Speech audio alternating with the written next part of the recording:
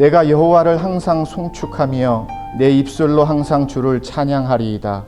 내 영혼이 여호와를 자랑하리니 곤고한 자들이 이를 듣고 기뻐하리로다. 나와 함께 여호와를 광대하시다 하며 함께 그의 이름을 높이세. 내가 여호와께 간구하매 내게 응답하시고 내 모든 두려움에서 나를 건지셨도다. 그들이 주를 앙망하고 광채를 내었으니 그들의 얼굴은 부끄럽지 아니하리로다. 이 곤고한 자가 부르짖음에 여호와께서 들으시고 그의 모든 환난에서 구원하셨도다. 여호와의 천사가 주를 경외하는 자를 둘러 진치고 그들을 건지시는도다. 너희는 여호와의 선하심을 맛보아 알지어다. 그에게 피하는 자는 복이 있도다.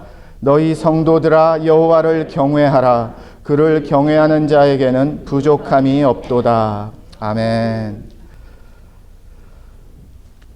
우리가 갖고 있는 좋은 가치들을 시간이 지나면서 현대화가 되면서 또 최첨단 시대를 걸어가고 있으면서 잊어버리는 게 많구나라는 생각을 하게 됩니다. 특별히 기독교적인 관점에서 바라볼 때에 믿음이라는, 진리라는, 성경의 가치라는 부분을 세상은 계속해서 지우려고 하는구나, 그리고 없애려고 하는구나라는 그러한 세상의 노력을 우리가 얼마나 지금 많이 만나고 있는지 모릅니다. 제가 생각하는 하나님에 대한 가치, 믿음에 대한 가치 중에서 가장 많이 잃어버리고 있는 캐릭터 중에 하나가 오늘 전하고자 하는 말씀의 핵심이라고 생각이 듭니다. 굳이 한 단어로 표현을 한다라고 하면 경외라는 단어입니다. 언제부턴가 하나님의 사이즈가 작아지고 사람들의 사이즈가 커지기 시작을 합니다. 하나님의 높은 곳이 마치 낮은 곳이 되기 시작을 하고 사람의 낮은 곳이 하나님의 높은 곳과 같이 올라가는 그런 분위기가 연출이 되고 있습니다. 많은 사람들의 입에서 나오는 고백들이 괜찮아 라는 고백들이 많아지고 있어요. 성경의 가치에서 하나님이란, 살아계신 하나님이라는 캐릭터에서, 믿음이라는 거에서, 예수를 믿는다라는 것에서 언제부터인지 분명히 성경은 괜찮지 않은데, 하나님은 괜찮다라고 말한 적이 없는데 사람들이 자꾸 성경을 막 지우는 것 같고요. 그래서 이것도 괜찮고 저것도 괜찮습니다. 이제는 많이 괜찮아지고 있습니다. 까탈스러운 성격이고 막 피키한 성격은 제 자신이 아니라고 생각을 합니다. 여러분들 어떻게 보실지 모르지만. 그런데 저는 어느 부분이 가장 까탈스럽고 많이 걸리는가 하면은요, 이 시대 사람들이, 특별히 크리스찬들 중에서도요, 괜찮다라고 말하는 사람들이 많아진다라는 것이에요. 전 이게 너무 힘듭니다. 그리고 너무 안타깝습니다. 경외함, 하나님을 경외한다라는 것, 이게 얼마나 중요한 건데, 이게 얼마나 소중한 건데, 하나님을 경외하는 이 가치와 소중함, 이 중심이 그냥 한 달 한 달이 멀다 하고 1년 1년이 멀다 하고, 이 하나님을 경외함이 하나님을 믿는 성도의 삶에서, 크리스찬의 삶에서 뚝뚝 떨어지는 것 같아요. 아니, 안 믿는 사람들은 우리가 말할 수가 없잖아요. 아직 예수님을 만나지 못한 사람들을 뭐라 그럴 수는 없잖아요. 근데 우리들 얘기하는 겁니다. 크리스찬들 얘기하는 겁니다. 분명히 하나님의 자리가 계신데, 하나님의 높이가 계신데, 어떤 하나님이신지가 계신데, 자꾸 하나님을 우리 수준으로, 세상의 수준으로, 사람들의 수준으로 막 끌어내리려는 노력들을 법으로도 많이 하고요, 집회로도 많이 하고요, 지식으로도 많이 하고요. 그래서 오늘 말씀을 묵상하고 준비하면서 하나님의 존귀한, 너무나 놀라운 대단한 캐릭터 중에 하나가 우리가 하나님을 경외한다라는 건데, 이게 사람들이 괜찮아 하다 보니까, 그리고 우리가 너무 중요한 시대가 됐어요. 우리는 하나님이 중요하신데 하나님의 모든 관심과 모든 스포트라이트를 다 받으셔야 되는데, 언제부턴가 이 스포트라이트를 내 자신에게 돌리기 시작을 하고 사람들에게 돌리기 시작을 하면서 하나님을 경외한다라는 이 표현 자체도 구식이 되었고요. 옛날 이야기가 된 듯한 그런 느낌을 우리가 받는다라는 겁니다. 정말 그럴까요?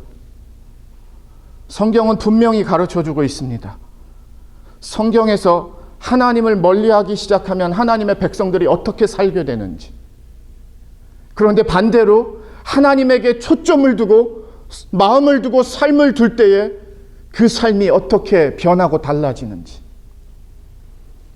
여러분, 하나님을 경외하십니까?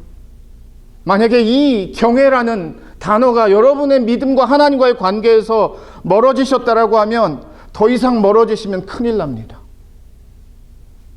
어쩌면 그렇기 때문에 그런 유혹이 많고 그런 딜레마가 많기 때문에 오늘 우리에게 하나님이 이 말씀을 주셨을 거예요. 경외라는 단어를 묵상해 보면은요, 존경하고 급이 다릅니다. 제 국어사전을 경외라는 정의를 한번 찾아봤습니다. 되게 심플해. 공경하면서 두려워함. 이걸 경외라고 정의를 했습니다. 하나님의 자녀들이 하나님이 누구인지를 알면, 하나님의 자녀들이 하나님이 어떤 하나님인지를 알면 경외하지 않을 수 없습니다. 오늘 본문의 주인공은 다윗입니다. 우리가 잘 알고 있는. 그런데 시편 말씀에 150편 중에서 거의 절반을 다윗이 썼거든요. 기도로 쓰고 찬양으로 쓰고 또 영광 돌리는 송으로 쓰고 뭐 여러 가지 이 삶의 자리에서 하나님께 드렸던 모든 그런 눈물, 감사, 기쁨 이런 것을 담아서 기록을 했고 그것을 하나님이 이제 모으게 하셔서 우리에게는 성경이라는 이름으로 이렇게 시편에 많이 기록이 되어 있어요. 그런데 사실 그냥 시편을 읽으면서도 은혜가 되고 내 고백인 것 같아. 내 삶을 그대로 표현하는 것 같아. 그렇게 느끼기도 하고 또 그래서 은혜를 많이 받는 말씀이 되기도 합니다. 그런데 더 큰 시편의 은혜는요. 다윗이 이런 고백을 하는 비하인드 스토리, 백그라운드 스토리를 알면 이 고백이 어떤 고백인지를 우리가 더 가까이서 만나게 되거든요. 그러면 더 은혜가 된다라는 거예요. 모든 성경이 그렇지는 않겠지만 제가 갖고 있는 보통의 일반 성경에서는요. 시편 34편에 이렇게 설명이 되어 있습니다. 다윗이 아비멜렉 앞에서 미친 채 하다가 쫓겨나서 지은 시. 제가 이 배경을 설명을 드릴게요. 이 배경을 아셔야 오늘의 말씀이 더 은혜가 됩니다. 다윗이 갑자기 하룻밤 스타가 됩니다. 골리앗을 무찌른 다음에 골리앗과의 이 싸움에서 그냥 완승을 거둔 다음에 다윗이 하루아침에 이 이스라엘의 스타가 됩니다. 그러니까 티네이저 스타가 되죠. 전쟁을 나가면 싸움을 너무 잘하는 거예요. 어림에도 불구하고.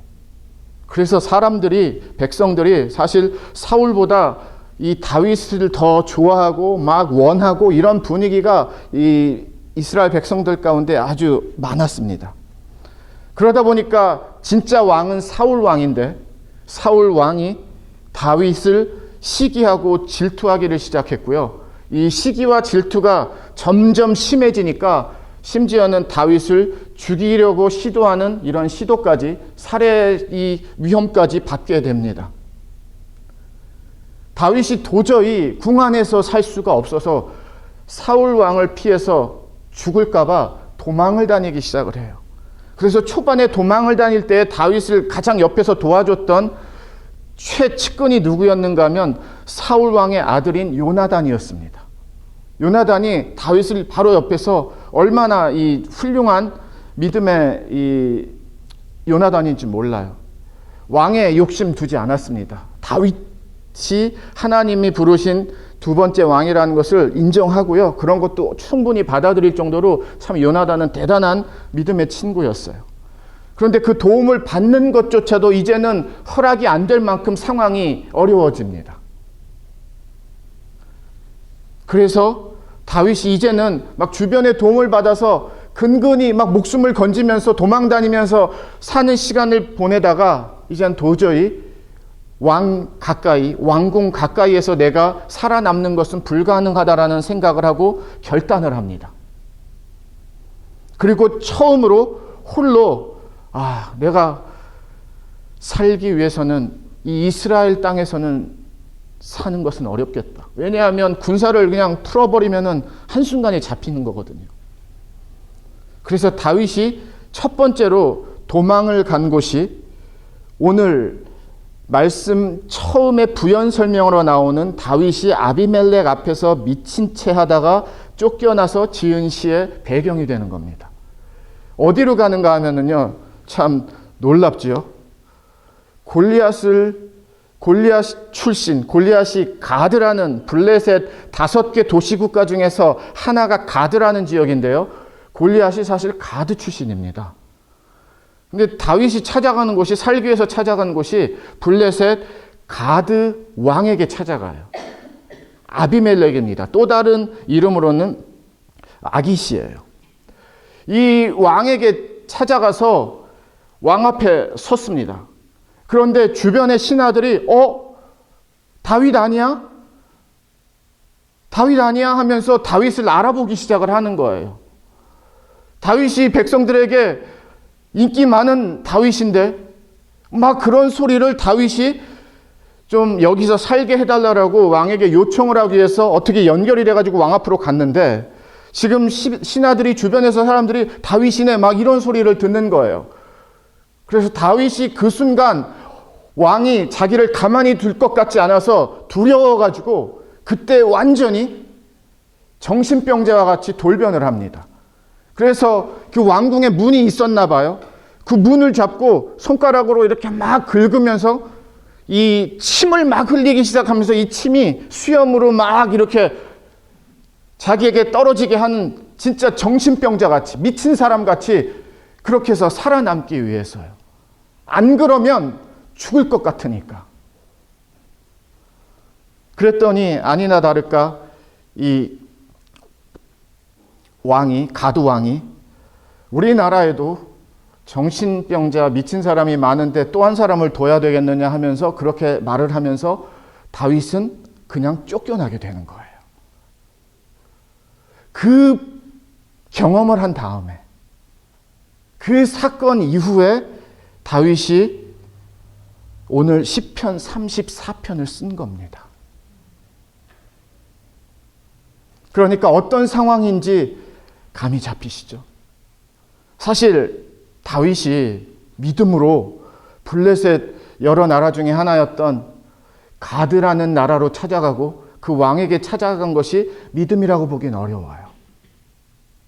그런데 살기 위해서 도저히 못 살 것 같으니까 사울왕을 피할 자신이 없으니까 사실 사울왕하고 뭐 대결도 될 수가 없죠. 그 군대하고. 그래서 생각하고 고민해서 안 되겠다. 다른 나라로 가야지 해서 이 가드왕에게 갔던 것이거든요. 근데 웬걸요? 잘 넘어갈 줄 알았는데 거기서도 다윗이네 막 하다 보니까 이러다가 내가 죽겠구나. 그래서 그냥 이상한 사람이 돼버렸어요. 그리고서 쫓겨납니다. 한번 생각해 보세요. 그때 다윗의 마음이 어땠을까? 살기 위해서 두드렸는데 쫓겨났어요. 다시 이스라엘 땅으로 돌아올 수밖에 없었어요. 거기에서 받아줄 줄 알았는데 받아주지를 않았어요. 다시 홀로가 되었습니다. 이제 결정을 해야 돼요. 뭐 또 다른 블레셋 나라, 다른 도시국가 나라로 찾아가진 않았고요. 다시 이스라엘 땅으로 돌아옵니다. 그리고 나서 하나님이 어떻게 터치를 하셨는지 다 모르지만 다윗이 뭔가 하나님에게 터치를 받았어요. 그리고 나서 34편 오늘 본문 말씀을 쓴 건데요. 상황이 그렇게 녹록하지 않습니다. 어려워졌죠. 아직까지는 다윗에게 지금 도와줄 사람이 붙은 그런 시점 아닙니다. 혼자예요. 지금은 혼자 도망 다니는 시점이에요. 아무도 다윗을 챙기는 사람이 없는 시점이에요. 그리고 살기 위해서 두들겼던 이 가드라는 나라에서도 쫓겨나게 되었습니다. 좋을 리 없겠지요. 막막하겠지요. 힘들었겠지요. 저와 여러분도 그런 적 있지 않습니까? 누군가에게 문을 두드렸는데 도움이 필요해서 거절을 당하는 거예요. 그럴 때 이 씁쓸함, 이 좌절감, 이런 건 엄청납니다. 다윗도 더해요. 다윗은 목숨이 걸려 있는 상황이었기 때문에. 그런데 놀랍게도 하나님이 다윗을 어떻게 만나 주셨는지 다윗이 1절에서 이렇게 고백을 합니다. 내가 여호와를 항상 송축하며 내 입술로 항상 주를 찬양하리이다. 지금 다윗이 하나님 송축하고 하나님 찬양할 분위기가 아니에요. 왜냐하면 쫓겨났잖아요. 그래서 또 도망 다녀야 돼요. 또 사울의 군사들을 피해서 사울 왕의 눈을 피해서 살기 위해서는 여기저기 구석구석으로 아주 외진 곳으로 도망을 다녀야 되는 상황이라는 거죠. 누구도 지금 도와줄 수 있는 상황이 아니라는 겁니다. 그런데 어떻게 여호와를 송축하고 주를 찬양한다라는 고백이 나올까? 저는 이런 게 정말 궁금해요. 성경에서. 저는 이런 말씀이 정말 알고 싶어요. 도대체 무슨 일이 벌어진 거야? 이 사이에. 쫓겨났으면은 그냥 막 신세 한탄해야 되고, 내가 지금 잘못한 것도 없는데 사울왕에게 쫓겨서 이게 뭔가 나라 구했는데 진짜 블레셋에게 다 넘어간 나라, 하나님이 나를 통해서 일하셔가지고 내가 나라 살렸는데 지금 내 꼴이 뭐야? 그리고 혹시나 하고 두들겼던 외국으로 뭐 이민 아니면 뭐 도피, 근데 그것도 통하지 않아서 쫓겨났고, 지금 상황에서 하나님 찬양합니다, 하나님 송축합니다 하는 것은 진짜 매치가 되지 않는다라는 겁니다. 그런데 다윗이 오늘 우리에게 남겨준 이 시가 진짜라면 진짜잖아요. 우리에게만 남겨주기 위해서 다윗이 따로 2000년 뒤에 뭐 3000년 뒤에 교회 성도들에게 이 말씀이 읽혀지도록 그걸 꾸며낸 거라면 모르지만, 꾸며낸 것이 아니고 다윗은 무슨 일이 그 후에 벌어질지도 몰랐었고 함에도 불구하고 다윗이 이런 고백을 했다고 하면, 무슨 하나님과 다윗 사이에서 가드 왕에게 쫓겨난 다음에, 그리고 이 시편의 시를 쓰기 전에 무슨 일이 있었다라는 겁니다. 저는 이 말씀에 한 절 한 절에 써 있는 표현도 중요하지만 이 절과 절 사이에 써 있지 않는 이 배경, 무슨 일이 있었을까? 어떻게 하나님이 터치하셨을까? 어떻게 하나님 앞에 구했을까? 이런 것을 중요하게 생각하고 더 깊이 있게 보려고 하는데요. 다윗이 속수무책이에요. 아무것도 없었어요. 그런데 하나님을 송축한다, 그런데 하나님을 찬양하는 고백으로 시를 올린다. 그렇다라고 해서 다윗이 지금 어디 절대로 이 사울의 군사들이 쫓아오지 못하고 잡을 수 없는 너무나 안전한 곳에 있는가? 그것도 아니에요. 결국에는 아굴람 동굴, 유대 동굴로 도망을 가는 거였거든요. 그러니까 간 데는 뻔했어요. 그렇게 막 숨어 지내고 비밀스러운 장소도 아니었었어요. 그런데 다윗이 고백을 한다라는 거죠. 하나님을 찬양하고 하나님을 송축합니다라고. 하나님의 능력이 어디에 있는 줄 아세요? 바로 오늘과 같은 다윗의 상황에서 절대로 하나님을 찬양할 수 없는데, 절대로 하나님께 송축할 수 없는데, 절대로 하나님께 영광 돌릴 수 없는데, 바로 그 자리에서 다윗이 하나님께 영광을 돌리게 하시, 하나님의 능력이 이런데, 바로 다윗과 같은 상황과 같은 삶에 있는 그런 하나님의 자녀들에게서 역사하신다라는 겁니다. 영광 돌릴 수 없어요. 찬양할 수 없어요. 근데 찬양하게 하세요. 근데 영광 돌리게 하세요. 근데 하나님 앞에 높이게 하세요. 바로 이게 하나님의 능력이에요. 이 정도면 우리 하나님 능력 있으신 거 아닌가요? 사람의 기준으로 보면, 사람의 상황으로 보면, 사람의 판단으로 보면 그냥 계속 내리치면서 신세 한탄해야 되고 원망해야 되고 막 불평해야 되고 그래야 된단 말이에요. 하나님께 드릴 마음이 전혀 생기지 않아요. 하나님을 향한 찬양이 전혀 하고 싶지도 않아요. 그런데 다윗을 만나주신 하나님은 어떤 하나님이시길래 이런 말도 안 되는 상황에서 말도 안 되는 하나님 앞에 영광과 찬송을 돌리게 하시는 하나님이었냐라는 거예요. 다윗이 대단합니다, 다윗이 훌륭합니다를 말하기 전에 저는 하나님을 먼저 전하고 싶어요.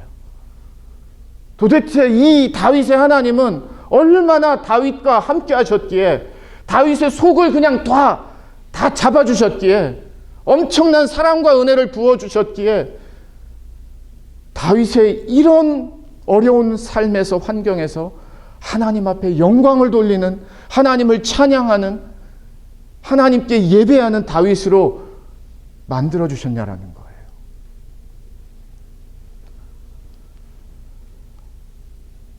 힘들어서, 어려워서, 또 잘 안 되면 안 될수록 하나님의 자녀들의 나쁜 결정과 습관 중에 하나가 하나님의 예배에서 하나님 앞에 나아가면서 멀어지게 됩니다. 참 이게 약점이에요, 우리의.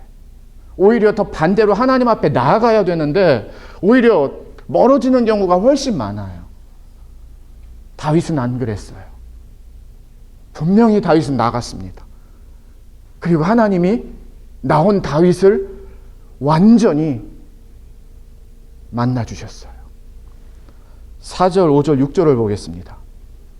내가 여호와께 간구하매 내게 응답하시고 내 모든 두려움에서 나를 건지셨도다.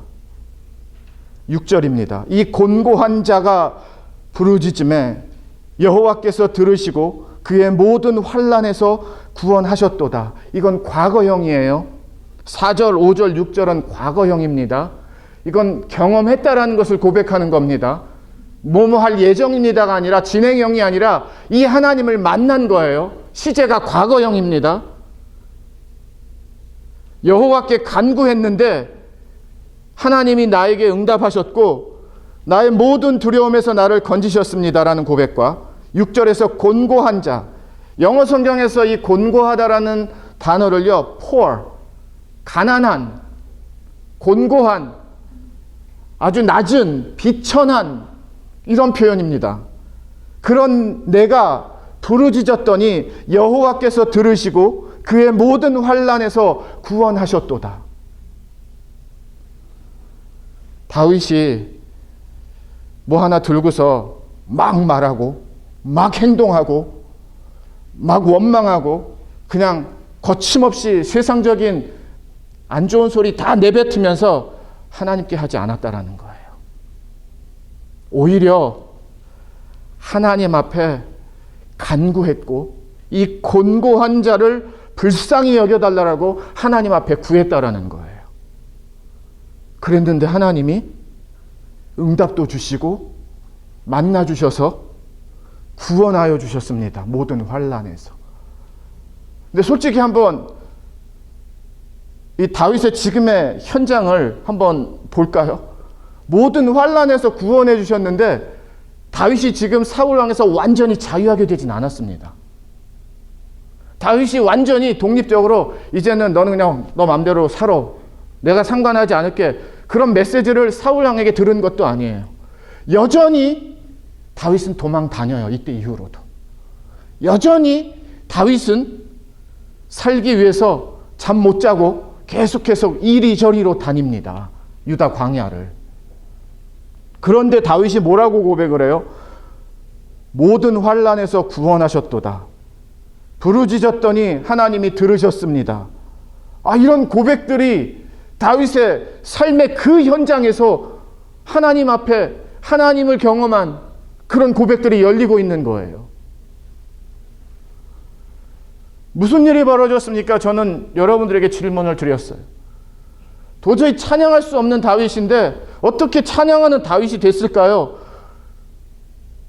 4절, 5절과 6절이 그래서 우리에게 힌트가 되는 거예요. 무슨 일이 벌어졌는가 봤더니요, 하나님과 다윗과 만남이 있었어요. 다윗이 기도로 만났고요, 눈물로 만났고요, 하나님 앞에 예배로 만났고요, 절규로 만났고요, 하나님 앞에 나아감으로 만났습니다. 하나님이 다윗을 만나 주시니까 다윗이 거기서 완전히 힘을 얻은 거예요. 새 힘을 얻은 거예요. 하나님 만나 주셨습니다. 나의 환난에서 건져 주셨습니다. 전부. 많은 경우에 하나님과 멀어지는 그 가장 빠른, 물론 잘못된 길이죠. 그 지름길은 교만해지는 거거든요. 내가 중요합니다를 말할 때예요. 그런데 다윗은 내가 빠져버렸어요. 전부 이 상황에서. 나를 다 빼버리고 하나님으로 나아갔단 말이에요. 하나님을 넣었단 말이에요. 그랬더니 하나님을 넣었더니 다윗의 고백이 죽겠습니다, 미치겠습니다가 아니라 하나님을 찬양합니다. 하나님을 송축합니다. 사람의 마음만큼, 마음의 변화만큼 간사한 게 없습니다. 마음 변하세요. 변화서 해도 우리 잘 안 변해요. 쉽지 않아요. 그런데 변하면 변하는 거예요. 근데 이 변화가 어디서 이루어졌는가? 하나님의 터치. 하나님이, 다윗의 하나님이 되어주시니까 다윗이 마음이 바뀌었어요. 보는 눈이 바뀌었어요. 바라보는 해석이 바뀌었어요. 저는 이런 다윗이 만난 하나님이 오늘 우리가 만나는 하나님이 되기를 주님의 이름으로 축원을 드립니다. 쉽지 않잖아요, 우리의 삶이. 내 예상대로, 내가 바라는 대로, 내가 원하는 대로 사시는 분이 지금 누가 있으시겠어요? 그런 분 안 계세요. 그거 자체가 말이 안 되기 때문입니다. 그런데 하나님은 내가 원하는 대로 다 이루어지는 것은 아니지만, 이룰 수도 없지만, 어떻게 보면 더 많이 하나님의 도움이 필요하고, 잘 안 되는 것 때문에 끙끙거리고 힘들어하고, 어려운 것 때문에 말 못하고 잠 못 자고, 그런 우리의 삶을 하나님이 다 알고 계시죠. 그러면 우리가 어떻게 해야 될까요? 똑같이 다윗이 되면 되는 거예요. 하나님 앞으로 나아가는 겁니다. 어떤 환경에 있든지 어떤 자리에 있든지 다윗보다 더 심하다고요? 그렇진 않아요, 우리가. 다윗보다 더 어렵다고요? 막 지금 목숨이 날아갈 처지에 하루하루 순간순간 사는 건 아니시잖아요. 다윗이 하나님에 나아갔지요. 저와 여러분도 다윗과 같이 하나님께 간구함에, 하나님께 부르짖음에, 나를 곤고한 자라고, 비천한 자라고, 연약한 자라고 고백하면서 하나님께 나아가매 하나님이 모든 환난을 건져 주셨습니다. 환난에서. 이런 하나님을 만나야 진짜 하나님 살아계시구나, 진짜 하나님이 하나님이시구나라는 믿음이 우리 안에 생기잖아요. 언제나 머리와 나의 삶에서 하나님의 이 일치가 되지 않는 것 때문에 현대 크리스찬들이 힘들어하잖아요. 아니 뭐 그렇게 말할 것도 없고 저와 여러분이 힘들어하잖아요. 다윗이 너무나 엄청난 하나님의 비밀 병기를 가르쳐 주는데요. 그래서 살아나는 방법을 오늘 말씀을 통해서 가르쳐 주는데요. 진짜 예배의 예자도 꺼내기 힘든 상황에서, 찬양의 찬자도 나오기 어려운 환경에서 다윗이 이렇게 한다? 하나님은 다윗을 이렇게 하셨으면 여러분의 삶에서도 얼마든지 다윗과 같이 찬양으로, 예배로, 영광으로 우리의 삶을 변화시키고 바꿔주실 수 있는 능력의 하나님을 믿으시기를 주님의 이름으로 축원을 드립니다. 그냥 된 것은 아니었어요. 다윗의 중심에 무엇이 있느냐가, 그리고 다윗이 6절까지는 오픈하지 않았는데 7절, 8절, 9절에서 이제 마지막 오픈한 게 있습니다. 하나님 앞에 나아가는 마음의 중심이 있었던 거예요. 7절, 8절, 9절을 보겠습니다. 여호와의 천사가 주를 경외하는 자를 둘러 진치고 그들을 건지시는도다. 너희는 여호와의 선하심을 맛보아 알지어다. 그에게 피하는 자는 복이 있도다. 너희 성도들아 여호와를 경외하라. 그를 경외하는 자에게는 부족함이 없도다. 그 힘이 어디서 나온 줄 아나요? 하나님에게, 하나님을 경외했어요. 다윗이 하나님 무시하지 않았습니다. 하나님에게 함부로 하지 않았어요. 하나님을 가벼이 여기지 않았어요. 하나님에게 막말하지 않았어요. 하나님에게 내가 맞다라고 꾸역꾸역 우기지 않았어요. 하나님 어떻게 이러실 수가 있냐라고 불평불만 가득하지 않았어요. 다윗의 마음의 뿌리를 보니까 하나님을 경외함이 있었습니다. 그리고 어느 정도로 이 경외함의 능력을 성경이 가르쳐 주는가 하면요, 성도들아 여호와를 경외하라. 그를 경외하는 자에게는 부족함이 없도다. 와, 하나님을 경외하는 자에게 하나님이 주시는 게 부족함이 없어.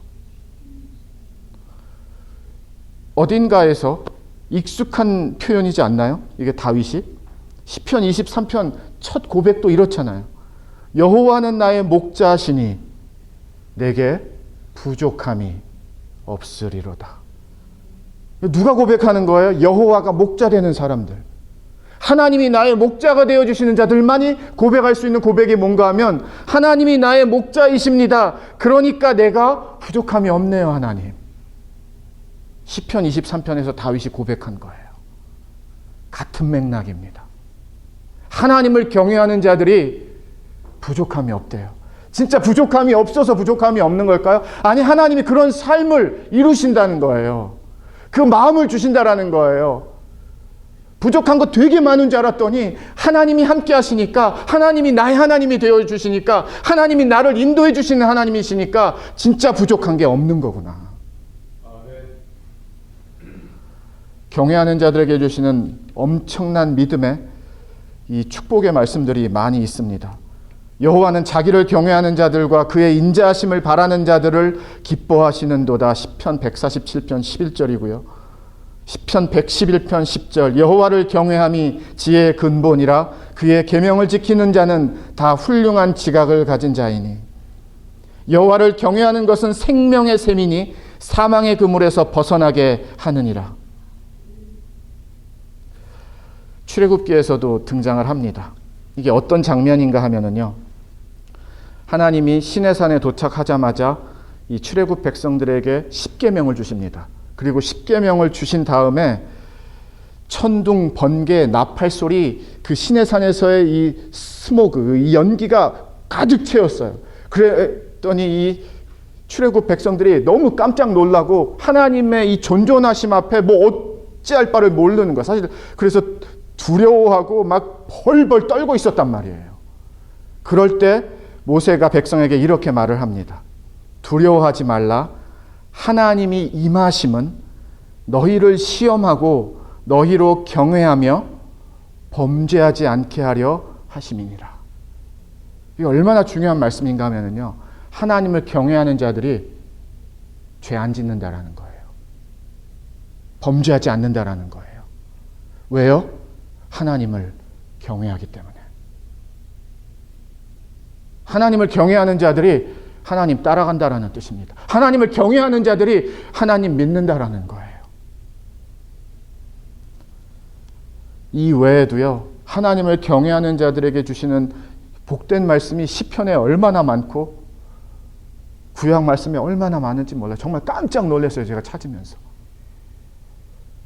그런데 이 시대가 나를 높이고 우리를 높이고 우리의 지식을 높이고 우리의 경험을 높이고 막 테크놀로지를 높이고 사람들의 견해를 높이고 법을 높이면서 하나님의 이 살아있는 진리의 말씀, 하나님의 이 생명, 하나님의 가치를 뚝뚝 떨어뜨리기 위해서 애를 쓰는데요, 이건 말이 안 되는구나.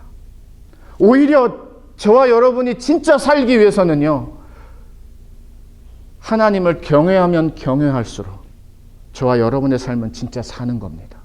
살게 되는 겁니다. 살 수밖에 없어지는 겁니다. 말씀을 정리하겠습니다. 오늘 말씀, 이 시대에 우리에게, 나에게 너무나 필요한 말씀입니다. 왜냐하면 우리가 이 감각이 너무 떨어졌어요. 지금 하나님을 경외하는 감각이, 믿음의 고백들이 내가 너무 중요해졌습니다. 내 의견과 내 소견이, 내 판단이, 내 결정이, 내가 하고 싶고 내가 이루고 싶은 게 우리 안에 너무 많이 차지하다 보니까 하나님을 경외하는 마음을 너무 떨어뜨려 버렸어요. 안 돼요. 잘 되지 않습니다. 가장 위험한 유혹은 죄를 더 많이 짓게 돼요. 하나님을 경외하지 않으면. 어쩔 수 없어요. 그런데 하나님을 경외하면 경외할수록 다윗과 같이 건져주시고 살려주시는 살아계신 하나님의 따뜻한 사랑, 놀라운 은혜, 저와 여러분의 삶의 고백과 삶의 간증이 되는 줄 믿습니다. 다른 것으로 잘하려고 먼저 애쓰지 마시고요. 정말 여러분의 삶에서 내 언어, 내 말, 내 행동, 내 판단과 결정, 그리고 바라보는 삶의 시각, 이해, 삶의 자리에서 하나님을 높여 보세요. 하나님을 경외해 보세요. 하나님을 인정해 보세요. 차원이 다른 하나님과의 만남에 새로운 믿음의 세계가 열리는 줄 믿습니다. 다윗과 같이. 이건 사람의 차원을 뛰어넘는 은혜였잖아요. 하나님과의 만남이었잖아요. 이 시대의 크리스찬들 가운데 그래서 가장 회복해야 되는 하나님의 메시지가 있다면 오늘 말씀과 같이 그래서 하나님을 경외하는 마음이 됩니다. 하나님 경외 분명하게 저와 여러분의 뿌리 딱 세우면 우리 함부로 못 살아요. 정말 함부로 못 삽니다. 하나님의 경외함이 꽉 잡아줘요. 분명히 잡아줘요. 하고 싶은 말 하면서, 하고 싶은 행동하면서 절대 그럴 수 없습니다. 하나님을 경외하면 경외할수록 다윗의 이야기와 다윗의 고백이, 다윗의 상황이 저와 여러분의 것이 되는 거예요. 저는 이런 하나님을 우리가 다 만나고 우리가 다 예배하고 우리가 다 영광 돌리는 하나님이 되시기를 주님의 이름으로 정말 축원을 드립니다. 하나님 이런 거 너무 잘하세요. 곤고한 자들에게 찾아오셔서 그 삶을 만져주시고 치유해주시고 고쳐주시고 회복시키시는 거, 새롭게 출발하게 하시는 거, 이거 하나님 전문이에요. 사람은 안 돼요. 돈 가지고도 한계가 있어서 안 돼요. 하나님만이 하실 수 있는 거예요. 다시 한번 하나님 정말 온전히 경외하는 주님의 몸된 우리 발렌시아 샘물교회로 거듭나기를 마지막으로 주님의 이름으로 축원을 드립니다. 기도하겠습니다. 하나님, 잘못한 것 용서하여 주시옵고 더욱더 하나님을 경외하며 하나님의 말씀을 경외하며 하나님의 존존하심을 경외하며 하나님을 예배하는 하나님의 자녀들 되게 하여 주시옵소서. 다윗에게만의 하나님이 아니라 나의 하나님이기도 하십니다. 하나님, 나도 건져주시고 우리도 구원해 주시고 우리도 하나님 두려움에서 이기게 하여 주시옵소서. 사람이 할 수 없는 것을 하나님은 하실 수 있습니다. 그것 때문에 하나님 우리가 믿는 겁니다. 하나님만이 하실 수 있는 놀라운 일들을 우리 안에서, 우리 가정 안에서, 우리 일터 안에서, 우리 교회 안에서 마음껏 역사하여 주시고 살아계신 하나님을 회복하게 하여 주시옵소서. 경외함, 하나님 절대로 포기해서도 가벼이 여겨서도 안 되는 단어입니다. 하나님 경외함으로 무장하게 하시고 온전해지게 하여 주시옵소서. 예수님 이름으로 기도합니다. 아멘. 예수님만을 생각하는 교회 발란시아 성목교회는 25,222 와일리 캐년 로드에 있으며 전화번호 661-219 5434, 웹사이트는 www.샘물.org입니다.